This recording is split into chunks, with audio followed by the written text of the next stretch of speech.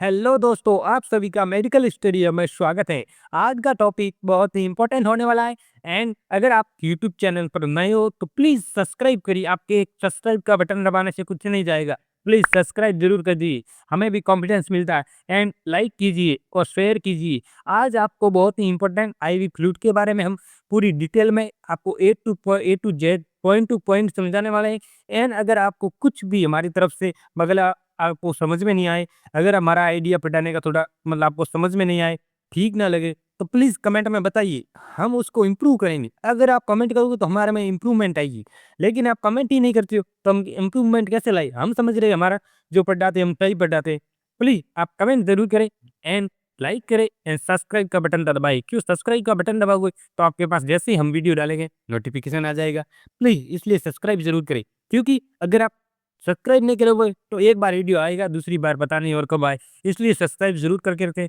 चलिए अभी आपको पूरा ए टू जेड एक-एक पॉइंट आपको कौन-सा फ्लूइड कित्थे लगाना है, कौन-सा कित्थे नहीं लगाना है, किसको कब लगाना है, उसके बारे में मैं आपको पूरी डिटेल में बताऊँगा। चलिए स्टार्ट करते हैं। Types of IV fluid. IV fluid कितने टाइप के होते हैं? लेकिन सबसे पहले पढ़ लेंगे आईवी फ्लूइड है क्या? चलिए तो बता दें। आईवी फ्लूइड की फुल फॉर्म है IV fluid is intravenous fluid which is directly inject in the venous। मतलब IV फ्लूइड क्या है? IV फ्लूइड को इंजेक्ट मतलब किसमें करते हैं? फ्लूइड में इंट्रावेनस फ्लूइड कहा जाता है। मतलब IV फ्लूइड को हम क्या कहते हैं? Intravenous fluid. इंट्रावेनस किस लिए कहते हैं? क्योंकि उसको वेन के अंदर लगाते हैं, इसलिए इसको क्या कहते हैं? इंट्रावेनस। कोई भी पूछे कि IV फ्लूइड किस क्यों कहते हैं इसको? क्योंकि आई मतलब IV मतलब IV आई वेन मतलब IV के मतलब वेन के अंदर चीज़ें लगाते हैं। इंट्रावेनस मतलब आईवी वेन के अंदर लगाते हैं, इसलिए इसको इंट्रावेनस कहते हैं। चलिए अब ये कितने टाइप्स के कितने होते हैं? तो सबसे पहले टाइप की बात करते रहो। सबसे पहला एनएस। एनएस मतलब ये सबसे ज़्यादा आप कहीं पर भी हॉस्पिटल में देखोगे, क्या ये कहते हैं? एनएस। एनएस नॉर्मल तलाई, इसलिए ये मतलब फर्स्ट नंबर आपका आता है नॉर्मल तलाई, जो सबसे ज़्यादा हॉस्पिटल में यूज़ होता है। सेकंड नंबर टाइप है डीएनएस। डीएनएस की फुल फॉर्म है डेक्स्ट्रो नॉर्मल स्ट्राइक, इसको डेक्स्ट्रोनॉर्मल पढ़ेंगे। सेकंड नंबर ये ज़्यादा यूज़ होता है। एंड थर्ड नंबर है आरएल। आरएल को कहते हैं Ringer selector solution. Ringer selector solution ये आरएल है। एंड फोर्थ नंबर है जो मतलब थोड़ी-थोड़ी यूज़ होते हैं, ये 3 टॉप पर है। फोर्थ नंबर है डी पाई की डी10 एंड डी25 सॉल्यूशन, ये डेक्स्ट्रॉन है। एंड 5 नंबर है मैनिट्रॉन सॉल्यूशन। मैनिट्रॉन सॉल्यूशन ये सबसे लास्ट में 5 नंबर। ये आपको आज जितने भी ये 5 तरह के फ्लूइड आपको बताएँ, इनके बारे में आपको पूरी डिटेल में हम जानकारी देंगे। एक-एक पॉइंट आपको कि कौन-सा कब लगाना है, किसको लगाना है, किस लिए लगाना है। एंड एक-एक पॉइंट टू पॉइंट हम जानकारी देंगे। प्लीज़ आप वीडियो स्किप ना करें, पॉइंट टू पॉइंट समझते जाएँ। अगर लास्ट में आपको कोई भी जानकारी, कहीं भी दिक्कत लगे, समझ में कहीं नहीं आए, तो कमेंट में हमें बताएँ। लेकिन वीडियो देखें तो पूरा देखें, वरना देखे ही ना। और कमेंट ज़रूर करें कैसा लगा वीडियो एंड नेक्स्ट वीडियो किस टॉपिक पर बनाऊँ, इस पर भी कमेंट करें। चलिए अभी एक एक पॉइंट के बारे में हम पढ़ते हैं। सबसे पहले पढ़ते हैं नॉर्मल सेलाइन। नॉर्मल सेलाइन क्या है? इसके बारे में हम आपको बताएँ। चलिए कंपोज़िशन मतलब इसमें नॉर्मल सेलाइन में कंपोज़िशन किसका होता है? किसका बना हुआ होता है? तो इसमें क्या होता है कंपोज़िशन चलिए बात करते हैं हम। इसमें होता है NaCl। कितना होता है? 0.9%। मतलब अगर 100 ml की बोतल है या 500 ml की बोतल है, तो उसके अंदर कितना होगा? NaCl 0.9%। चलिए तो नॉर्मल सेलाइन की 2 बोतल आती है। एक तो 100 ml की आती है, एक 500 ml की आती है। और इसमें सोडियम क्लोराइड NaCl मतलब सोडियम क्लोराइड। सोडियम क्लोराइड कितना होता है? 0.9%। ये आपको देख लो बोतल का कोई खोले, फोटो भी दे रखा है, आप पूरा देखो। चलिए समझ में आ गया आपको? NS के बारे में भी आपको क्या दिक्कत इसमें क्या समझ में नहीं आई? कमेंट करें। चलिए अब नेक्स्ट टॉपिक पर इसकी डोज़ के बारे में बात करते हैं, यूज़ कैसे करते हैं इसके बारे में बात करते हैं। नॉर्मल सलाइन का इस्तेमाल कैसे करते हैं? चलिए बात अगर पानी की कमी हो डिहाइड्रेटेशन मतलब अगर पानी की कमी होने अगर आपके शरीर में बॉडी में पानी की कमी होगी तो ये यूज़ करेंगे। एंड नेक्स्ट है वुंड वुंड वॉशिंग घाव को धोने अगर आपके कहीं घाव हो गया लग गई है तो उसको मतलब धोने के लिए भी किसका यूज़ करते हैं एनेक का। ये मतलब आप जब अगर आपकी हॉस्पिटल में स्टार्टिंग में ड्यूटी लगेगी ना तो सबसे पहले यही कराएंगे कि इसको घाव धुलाएंगे, कहीं जो कुछ कराएंगे, कहीं कुछ कराएंगे, यही काम कराएंगे आपके पास। इसलिए घाव धोने के लिए कौन सा यूज़ करते हैं? एनएस यूज़ करते हैं। एंड डाइल्यूटेशन इंजेक्शन, मतलब इंजेक्शन के मिलाने के लिए अगर किसी को इंजेक्शन देना है, स्लो, सबसे धीरे देना है, तो उसमें सबसे पहले आईवी एनएस लगा देंगे। एनएस लगाने के बाद उसमें इंजेक्शन डाल देंगे, तो क्या है, जो अगर बोतल होगी तो वो धीरे-धीरे सड़ेगी, तो इसलिए उसका टाइम लग जाएगा, मिल भी जाएगा और धीरे भी सड़ जाएगी। And maintain water balance, fourth point क्या है, वाटर बैलेंस को मेंटेन रखता है, पानी की कमी को पूरा करना है। मेंटेन, अगर आपके शरीर में पानी की कमी हो गई, तो वो ये लगा देंगे, तो क्या होगा, पानी की कमी पूरी हो जाएगी। अब ये देख लो, आप प्लीज़ सही सही से बताना, ये पॉइंट आपको समझ में आया या नहीं आया? मेरे को लगता है अगर इसमें से ऐसा एक भी पॉइंट नहीं होगा जो समझ में नहीं आया होगा। सब कुछ समझ में आ गया होगा। चलिए, अभी नेक्स्ट बात करते हैं हम, इसकी डोज़ की बात करते हैं। डोज़, कितनी डोज़ देनी, कैसे देनी? नॉर्मल सलाइन कितना देना चाहिए? एक पर्सन को, अगर कोई पर्सन है, अगर हॉस्पिटल में एडमिट हुआ है, तो उसको नॉर्मल सलाइन कितना देना चाहिए? इसके बारे में बात करते हैं। Dose of normal saline is the completely depend on the patient, dose किस पर डिपेंड करती है? पेशेंट पर डिपेंड करती है। पेशेंट पर कैसे डिपेंड करती है? चलिए बात करते हैं।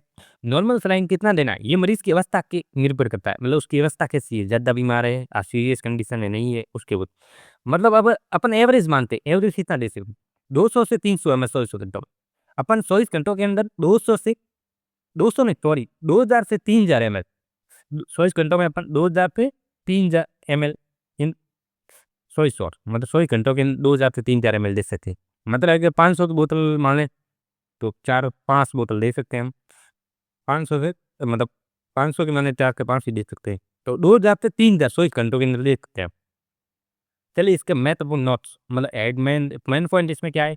यदि किसी व्यक्ति को ब्लड प्रेशर, ओह! किसी को ब्लड प्रेशर है, ये तो नॉर्मल सलाइन नहीं देना चाहिए। न देना चाहिए, लेकिन बहुत एकदम रेयर मात्रा में। वही डॉक्टर बताएगा देना चाहिए या नहीं। उसकी मेंटेन, उसकी सोच के हिसाब से दे सकते हैं। ब्लड प्रेशर वालों को हम नहीं दे सकते ज़्यादा, और नहीं भी दे सकते, बिल्कुल भी नहीं दे सकते हैं। चलिए नेक्स्ट बात करते हैं हम, डीएनए। डीएनए डीएनएस की सबसे पहले तो ऐसे पूछेंगे, कोई भी हॉस्पिटल में आप जाओगे, कभी भी इंटरव्यू कि डीएनएस क्या है? तो आपको बताना है dextrose normal saline, dextrose normal saline. चलिए, इसमें कंपोजिशन किसका होता है, किसका बना हुआ होता है? इसमें 0.9% NaCl होता है, and plus 5 gram dextrose, 500 ml की बोतल।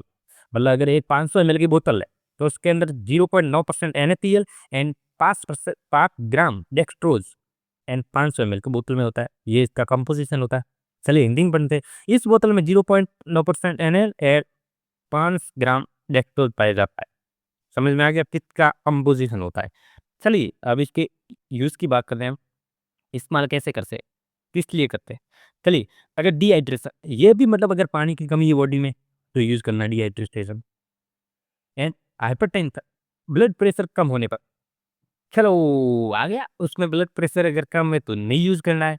डीएनएस, अगर ब्लड प्रेशर कम है तो डीएनएस यूज़ करना है। अभी आपको यहाँ पे एक बहुत इंपॉर्टेंट पॉइंट बनना है, ब्लड प्रेशर में कौन-सा यूज़ करना है? अगर ब्लड प्रेशर कम है तो डीएनएस, और ज़्यादा है, अगर कम है तो एनएच तो यूज़ करना ही नहीं है। अपन ध्यान रखना, मेन पॉइंट वही है हाइपरटेंशन में। समझ में आ गया? To treat insulin shock, insulin अगर शॉक लगा हुआ हो, तो टू ट्रीट इंसुलिन की तरफ भी यूज़ कर सकते हैं।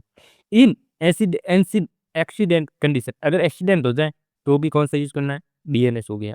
समझ में आ गया? चलिए, अब नेक्स्ट बात करते हैं हम इसके डोज़ की। डेक्सट्रोज़ नॉर्मल सलाइन कितना हम दे सकते हैं? इसके डोज़ के बारे में हम बात करेंगे। Quantity of dextro normal saline in depends on the patient condition, ये भी पेशेंट की कंडीशन, उसकी डिजीज पर निर्भर करता है। डेक्स्ट्रो नॉर्मल सलाइन की मात्रा मरीज की अवस्था, उसकी बीमारी पर निर्भर कर सकती है।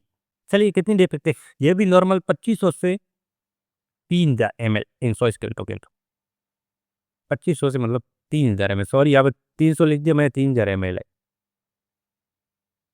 ठीक है, 100 घंटों के अंदर 2500 से 3000 ml नॉर्मल सलाइन दिया जा सकता है, डेक्स्ट्रो नॉर्मल सलाइन। एंड महत्वपूर्ण सूचना इसमें क्या, शुगर मरीजों को डेक्स्ट्रोज नॉर्मल सलाइन, शुगर मरीज हैं, तो डेक्स्ट्रोज नॉर्मल सलाइन नहीं देना चाहिए। अगर शुगर का कोई मरीज है तो उसको नहीं देना चाहिए। चलिए आगे बात करते हैं हम इसके आरएल के बारे। आरएल क्या है? रिंगर लैक्टेट सॉल्यूशन, इसका कंपोजिशन, इसमें कंपोजिशन किसका होता है? It is mixture of the electrolyte, it is mixture of electrolyte 20% sodium chloride, potassium chloride and sodium lactate. क्या क्या परसेंट होता है? Sodium chloride, sodium potassium and chloride and sodium lactate. ये ये इलेक्ट्रोलाइट का मिक्सचर होता है, इसमें सब कुछ मिक्स होता है आरएल के अंदर। इसमें sodium chloride and potassium and sodium lactate पाया जाता है। समझ में आ गया? इसमें ये कंपोजिशन होता है। चलिए अब इसके इस्तेमाल की बात करते हैं, इस्तेमाल कैसे करते हैं, यूज कैसे करते हैं। चलिए तो रिंगर्स का यूज, डिहाइड्रेशन, पानी की कमी होने, ये भी पानी की कमी होने पर भी यूज कर सकते हैं। इलेक्ट्रोलाइट इम्बैलेंस, इलेक्ट्रोलाइट की अगर कमी है बॉडी के अंदर तो भी यूज करते हैं। ड्यूरिंग द सर्जरी, अगर आपकी सर्जरी हो रखी है मतलब उसी टाइम, तो भी ये यूज कर सकते हैं। एंड बर्निंग कंडीशन, अगर आपकी स्किन त्वचा या कुछ भी जल गया है तो भी यूज कर सकते हैं। एंड न्यूट्रिशन डेफिशिएंसी, अगर आप कुपोषण के शिकार हो तो भी ये यूज कर सकते हैं। हाइपरटेंशन, ब्लड प्रेशर कम होने पर भी यूज करते हैं। It is situation of the diabetic patients, अगर डायबिटिक पेशेंट है तो आपकी सिचुएशन कैसी उसके हिसाब से यूज कर सकते हैं। देख लो कितना मैंने एक बहुत ही ये आसान भाषा में आपको समझाया, आप प्लीज सपोर्ट कीजिए। चलिए अब नेक्स्ट बताते हैं हम इसकी डोज की बात। रिंगर्स लैक्टेट कितना देना चाहिए इसके बारे में बात करें। Dose of RL depend on the patient condition, सब कुछ मतलब पेशेंट की कंडीशन पर डिपेंड करता है। रिंगर्स कितना देना चाहिए मेरी मतलब पेशेंट की उसकी अवस्था पर डिपेंड कर रहा है। चलिए कितना देना चाहिए इसके बारे में बात करें। 500 से 100 ml इन 100 आपको 24 घंटों के अंदर 500 से आधे पर 500 से 100 ml इन 24 घंटों के अंदर देना चाहिए, दिया जा सकता है। ठीक है। चलिए अभी नेक्स्ट बात करते हैं डेक्ट्रोज। डेक्ट्रोज में कंपोजिशन किसका होता है? इसमें डी फाइव, डी फाइव है, इसमें 5 gram dextrose in 100 ml and D 25 में 25 gram dextrose in 100 ml and D 10 है, उसमें 10 ग्राम डेक्स्ट्रोज इन 100 ml। समझ में आ गया? डी ये क्या है? डेक्स्ट्रोज, डेक्स्ट्रोज कितना? 5 ग्राम 100 ml के अंदर and D 50, D 25 sorry D 25 25 gram dextrose के अंदर। चलिए अब इसके बारे में यूज के बारे में बात कर रहे हैं, किस किस को देना चाहिए। डिहाइड्रेशन, पानी की कमी है तो भी दे सकते हैं। वीकनेस, अगर आपके शरीर में कमजोरी है तो भी दे सकते हैं। अगर आपके डिजीटनेस, चक्कर वक्कर आ रहे हैं तो भी आप दे सकते हैं इसमें। चलिए डोज की बात करते हैं, डोज कितनी देनी चाहिए। 2000 से 3000 ml एंड 24 घंटों के अंदर एंड दिया जा सकता है, आप 24 घंटों के अंदर दे सकते हैं। चलिए अब इसकी नेक्स्ट बात करते हैं हम मैनिंगटोल सॉल्यूशन। मैनिंगटोल ये भी इंपॉर्टेंट है, आपके ज़्यादातर हॉस्पिटल में यूज होती है। This is type of the diuretic with diuretic solution. It means dizzy it means increase in the volume of the urine. मतलब ये क्या करता है, ये डायरेक्ट सॉल्यूशन होता है, अर्थात ये यूरिन की मात्रा को बढ़ा देता है, ये यूरिन की मात्रा को बढ़ा देता है। चलिए इसके कंपोजिशन की बात करते हैं। कंपोजिशन में क्या इसमें पाया जाता है? इसमें 20 ग्राम मैनिंटोल 100 ml, अगर आप 100 ml की बोतल ले रहे हो तो उसमें 20 ग्राम क्या होगा? मैनिंटोल होगा। एंड 100 ml पानी में 20 ग्राम मैनिंटोल पाया जाता है इसमें। समझ में आ गया? ये हो गया कंपोजिशन। ठीक है। अब आप प्लीज कमेंट कीजिए आपको वीडियो कैसा लगा एंड लाइक कीजिए एंड शेयर कीजिए। Okay bye. And next video किस टॉपिक पर बनाऊं प्लीज सजेशन दी।